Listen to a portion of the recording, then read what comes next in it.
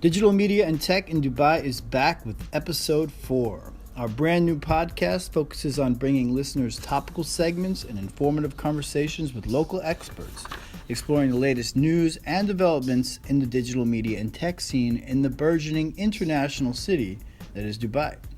I'm your host, Spencer Stryker, professor of digital media at the American University in Dubai. Episodes are recorded on location at AUD in the heart of Dubai's media city. Special guest for episode 4, live streaming Mobile Dubai, is Cheryl King. She is the general manager for Marketeers 4DC, a company that defines the vanguard of live broadcast for mobile in Dubai and the MENA region. Cheryl spearheaded the Dubai office of Marketeers and soon after her arrival oversaw the first ever live interactive web TV stream in the Middle East region. Topics discussed in episode 4 include the logistics of live streaming content to mobile in Dubai, both the opportunities and potential pitfalls. We delve into the hottest trends in Dubai live streaming, including the recent live broadcast of the Expo 2020 logo unveiling. We discuss Marketeers' work with NATS, their thought leadership piece on the world in 2050, and their digital promo strategy around that launch. Cheryl breaks down her list of best resources to stay up to date on the latest in Dubai. We explore the cutting edge of live sports broadcasting in the city, including the recent live stream of the Masters Champions League, a unique new 10-20 cricket tournament for retired players created by GM Sports. We hope you enjoy episode 4 of Digital Media and Tech in Dubai, live streaming Mobile Dubai.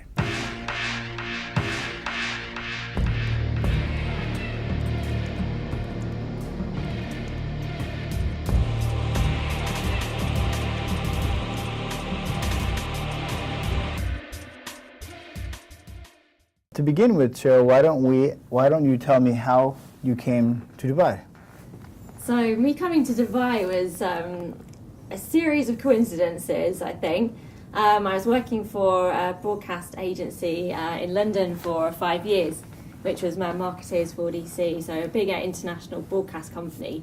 I worked with them for a number of years, and then whilst I'd moved actually to a different PR agency after that called Lewis PR, and whilst I was over at Lewis, I'd been over to Dubai a few times. A few of my friends sort of lived there, and I kind of thought that it was an exciting place to be, and I loved the lifestyle, and I think from a work point of view, I could see they were doing lots of exciting things. There was the hashtag My Dubai initiative that I saw, which I thought was interesting.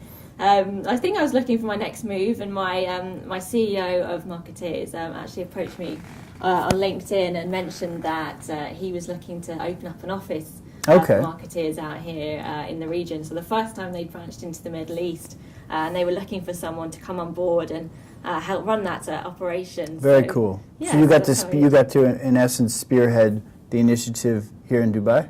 Yeah, exactly. So I moved over in October 2014, and so I helped set up the office, and now here we are, almost 2 years later. That's very cool. And so you're from England.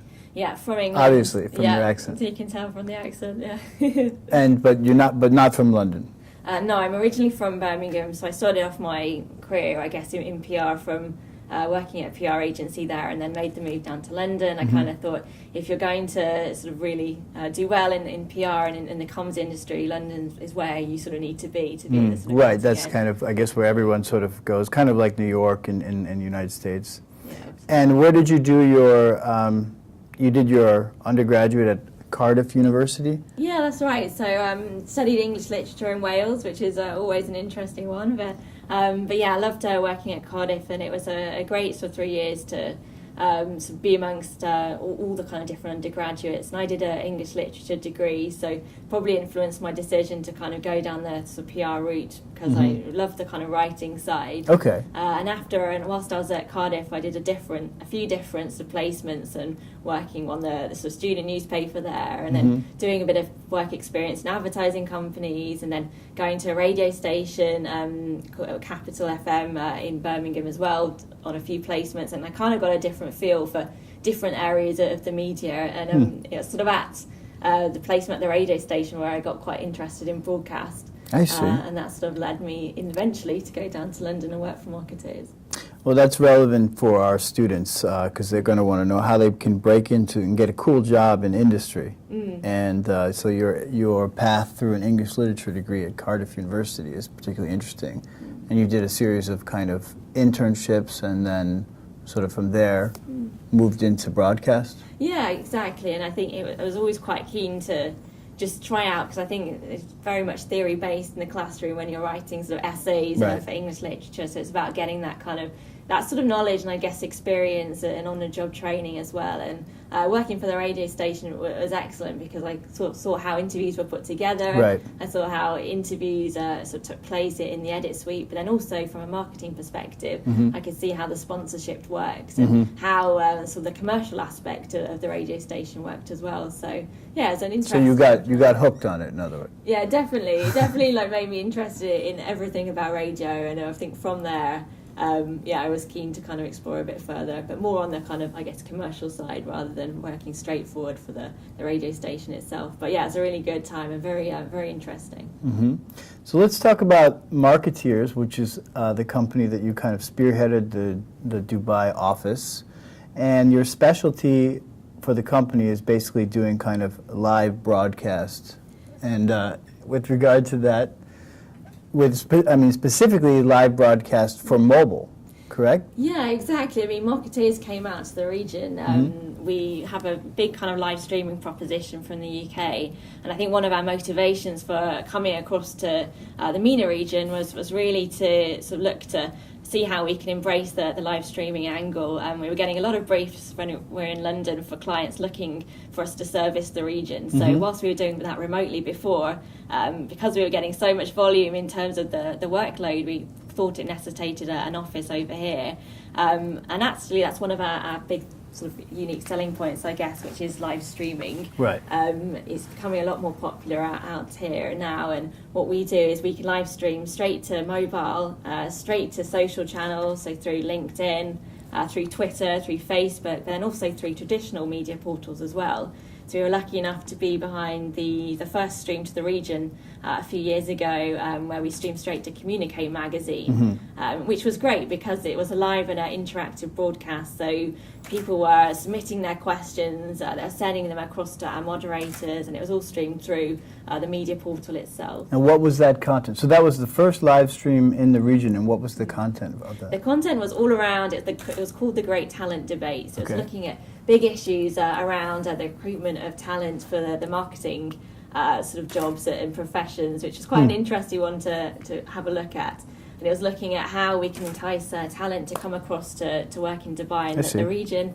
Then we also actually had lots of media professionals on the panel, which included members from JWT, Impact BBDO, and also from H&K as well. So it was an interactive sort of discussion. It was all streamed through the magazine, and we also had lots of people sending their questions in about their top tips for getting hired over here, and it was quite a different way to communicate something. So what are some of the challenges? I mean, from a technical perspective, live streaming to mobile is kind of the cutting edge, isn't it? So what are some of the sort of challenges you run into doing that, technically or otherwise? So in terms of live streaming, I mean, there's always a bit of hand-holding, I think, as well. I mean, if we're streaming to mobile, we first of all need to make sure that the venue that we're streaming from has the robust sort of internet levels and has a dedicated broadband line. Because you're going to otherwise have a disaster. Exactly. I mean, we've been streaming for about 16 years now, so lucky enough we've not had a stream fall down just yet, so touch wood. But the reason we don't, I think, is because we've invested so much technology into making sure all the lines work. We always do a recce in advance. So I think logistically the challenges are around internet speed, but yeah, we always vet the venue first of all. But Dubai is a fairly wired city then. It is. It definitely, on that perspective, internet's not a problem. It's often making sure that there's an uncontested line, which means that not everyone, if you're in a hotel, for instance, and streaming from the Atlantis, that you mean that you can have that dedicated line solely for the stream. Right. But it just means that from a user perspective, it's a lot more smooth. Because I've seen some, there's a famous Steve Jobs presentation where all the journalists are on the Wi-Fi. and he's trying to show FaceTime. Do you remember that? And he can't show it. And he basically is like, he's like, all you journalists have to get off the Wi-Fi now. And he's trying to kick them all off from the live presentation.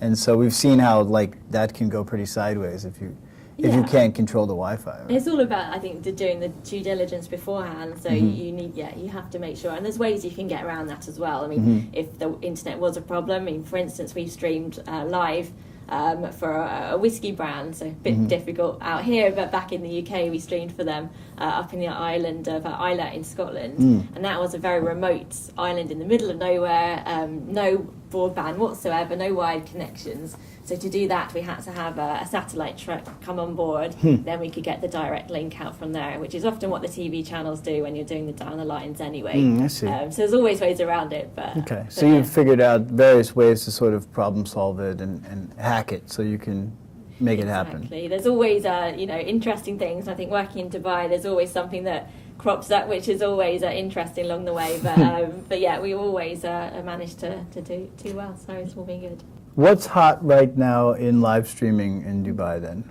What are the kind of hottest things going on? Live streaming, I think itself is a fairly new concept. So we saw with World Expo 2020 when they revealed their latest logo that they streamed it live to Twitter. What we're seeing a lot of at the moment is live streaming to LinkedIn.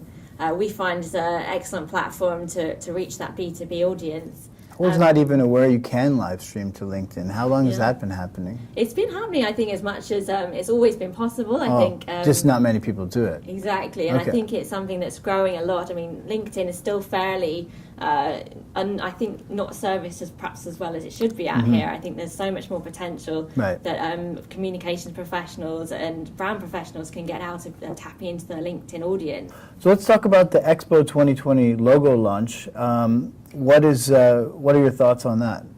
Yes, so the Expo 20 logo launch, that was really interesting for us because one of the key parts of the strategy was that they were streaming the unveiling of the logo straight to Twitter, which is obviously interesting from our point of view, as we're keen to be doing a lot more streams. So I think it's really, from our perspective, it showed that the demand is there, and it's great that World Expo 2020, they're sort of spearheading that a little bit.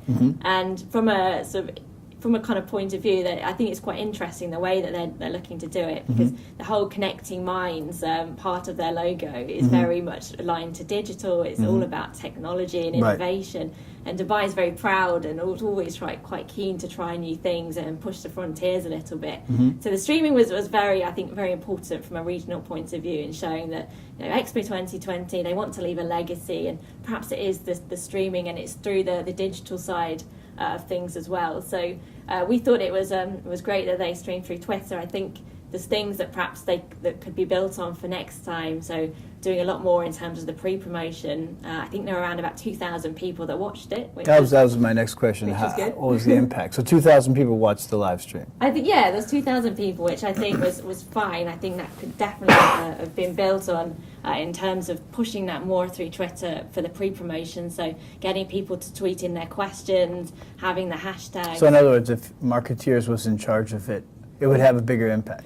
We definitely like to host it. I think we push it through more different platforms anyway, because I noticed it was just through Twitter. I was going to ask you that as well. Why did they not also live stream it through Facebook, for example? That's totally possible, right? Absolutely. You can simulcast things through Twitter, LinkedIn, Facebook. But also I think it was important to stream through the media channels as well. So for the likes of the National, Gulf News, Arabian Business, that would have been quite interesting content for them. And I think crucially, one thing that perhaps would have been great for World Expo 2020 for that stream was to have an on-demand version of that afterwards. That was my other question. That was what I was going to say. Is it possible then to access the stream after? You're saying no, you cannot? You can you should be able to. I think with what Expo 2020 did, it was just, I think the stream sort of finished at the end, and then they had a video sort of wrap up showing a bit more about the story of the logo, which was really interesting. It would have been great as well, I think, for next time as well, to have that asset of the Expo 2020 stream available on demand. Right. So whoever missed it or whoever wants to watch it again. It's not accessible now, though. It's gone, basically. As far as I know, I think that stream was quite an immediate one, and then they've moved on. They've got a lot of content on their site to tell people about the launch, but that stream. But if they don't sort of make the effort at the time to archive it, it's just gone. Exactly. I think that's a big, it's a big opportunity to do a lot more, as on demand is so important. We always find that a lot of our main views come from that version because that's when people have got more time to view it. Right, exactly. They're not pinpointed to an exact date and time, so there's a huge value in on demand. Right. It's like watching, an Apple press conference later on, right? Exactly. Yeah. And also with time differences, I think that's always good. Can watch but there is something really cool and special about watching something as it's happening. And I think that's kind of a big angle of what you're doing, right, of the work you're doing. Yeah, the immediacy angle and the live sort of angle is always exciting. I think, live TV, it's the same with a broadcast. A live online broadcast is exactly the same. And I think it's always interesting. And one thing that with live streaming is you have an opportunity to make the whole stream interactive. So you're actually taking questions in from a live audience during the broadcast itself. So it's all usually fully moderated, so you can make sure that the questions from a brand point of view are sort of vetted beforehand in the green room. But just in case, because when you're live, you have all those issues. Anything can happen, right? Exactly, and I think from a media point of view as well, it gives the reassurance that any live content that's been taken it's sort of moderated as well beforehand, so they know that the questions that they get are always going to be sort of on message, and particularly with lots of government sort of owned media out here, we need to be careful. You need to be careful. At the same time, however, the authenticity factor of live is precisely that you don't quite know what's going to happen. So if you control it too much, it almost defeats the purpose, right? Yeah, exactly. So live is, you have to get that balance right. I think, live content as it is exciting, and people buy into that because there is almost that sort of element that what sort of direction can the conversation go in. That's sort of, I think, the beauty of it. Let's talk about NATS. So NATS and the world in 2050. Can you describe a little bit about that campaign? Yeah, so NATS are the National Air Traffic Services. Fairly new to the region. They came out about the same time that we did, about 2 years ago. And their big proposition is that they're looking to, in terms of the airspace, they feel that there's a big need to sort of manage that air traffic and that airspace a little more. So Dubai Airports is now the busiest airport in the world. So with so much traffic and so much congestion, so many more flight routes being planned, it's how can you sort of make sure the airspace is managed as efficiently as possible. They actually launched a big report in September last year, which is all around the economic case for change. So all around how there's a big need and a big drive for organisations to monetize, I think, the amount of potential that they can in terms of the airspace. So by reducing the delay of planes, increasing the turnaround time so it's a lot faster, they felt that could be a considerable amount added to the economy of Dubai. So what do you do then for NATS specifically from the live streaming perspective? So we streamed around the launch of their report. We did a big live stream with a member from NATS, a member of Oxford Economics who wrote the report, and also someone from the General Civil Aviation Authority. I see. So we had a panel of 3 people. We also had a live audience as well, which is made up of journalists that come along to see the stream firsthand and have their one-on-one interviews with the delegates afterwards. I see. And we did a 45-minute stream to a number of different sites, including Emirates 24/7, Capital Business, Arabian Business, and also through their Twitter channels. So we had people tweeting the hashtag ATCME and getting people to send in their questions to the delegates on the panel. Air traffic control, is that what that is? That's the one, in Middle East.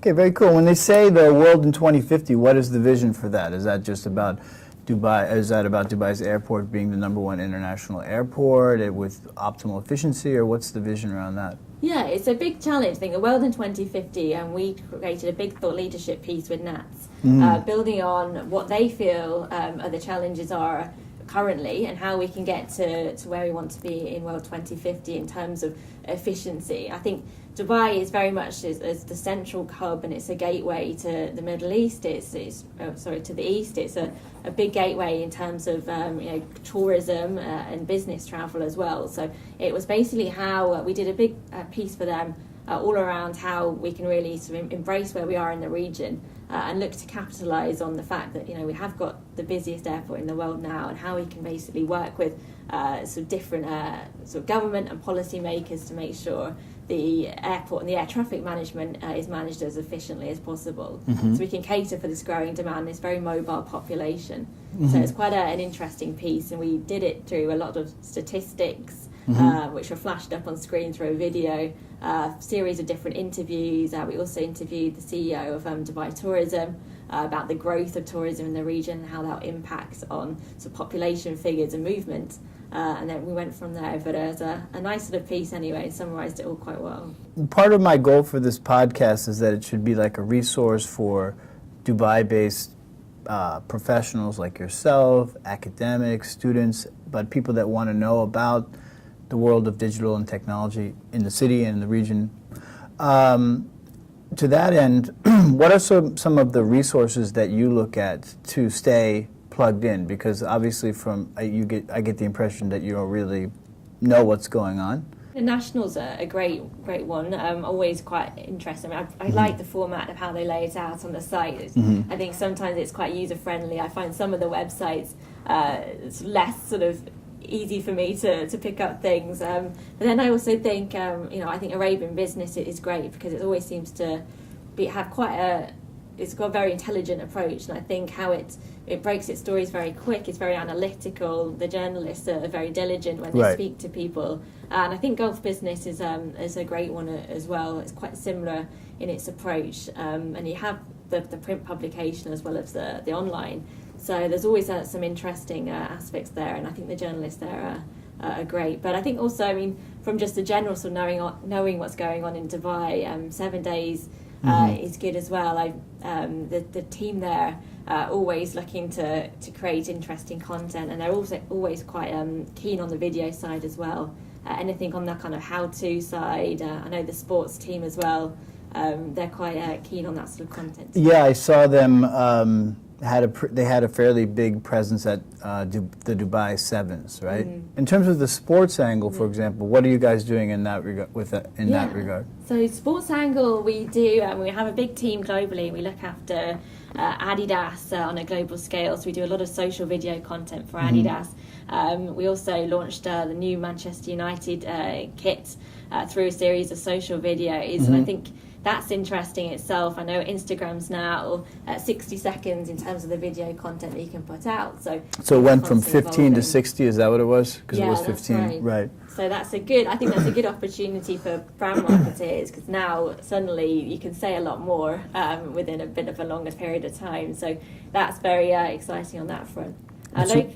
Locally, right? Yeah. You have an initiative around cricket, correct? That's right. So we worked with the Masters Champions League recently, which was all around the launch of this big T20 cricket tournament for retired cricket players. That was a really exciting one because we were working with the likes of Brian Lara, Wasim Akram, and they all came to Dubai to launch this new initiative. We were on board. Our brief was to secure global media relations, so they wanted to be on the likes of Sky Sports News, Fox News, Eurosports. So our approach to that was that we worked with the celebrities when they came down to Dubai. We did a bit of a mock-up of a cricket match taking place on the beach outside the Burj Al Arab. Yes.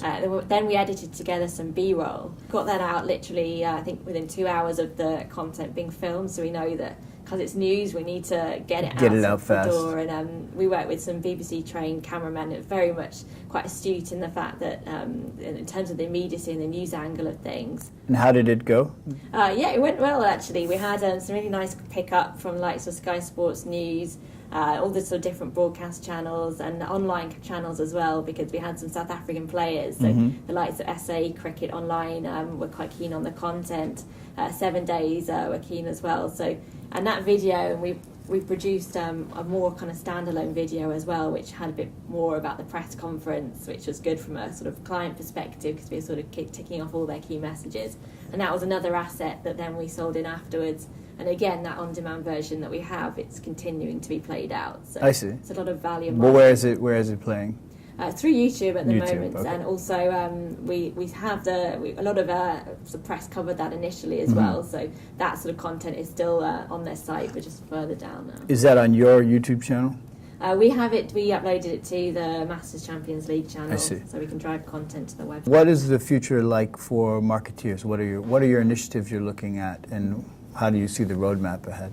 Yeah, I think in terms of our offering, we focus purely on broadcast. So I think we differ from PR agencies in that we don't touch print. So it means that we can work with PR agencies and direct clients as well.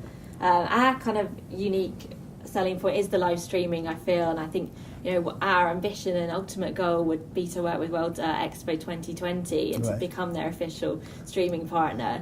I think live streaming is an exciting sort of space for us, and something we're doing a lot more of, and we're seeing all the appetite from media and from clients alike. So it's definitely an interesting time, and that's what we hope to be. I think you're positioned in the right the right place, because as the Wi-Fi connectivity, the infrastructure increases, as mobile devices get better, as the video streaming services improve, it's only going to become more and more possible, right? And more sort of efficient, right? I think so, and I think the fact that smartphone proliferation out here is so huge. I mean, I think the average number of handsets people have is now 2 per person. Right. So I think viewing via mobile there's a huge opportunity there. Absolutely. And the fact that social media continues to grow, LinkedIn, Twitter now, and through streaming through Periscope and Facebook, is quite exciting. And I think as well, the fact that YouTube's still the #1 platform for viewing content in the region, it means that getting to your audiences in different methods, I think live streaming is a great way to do that.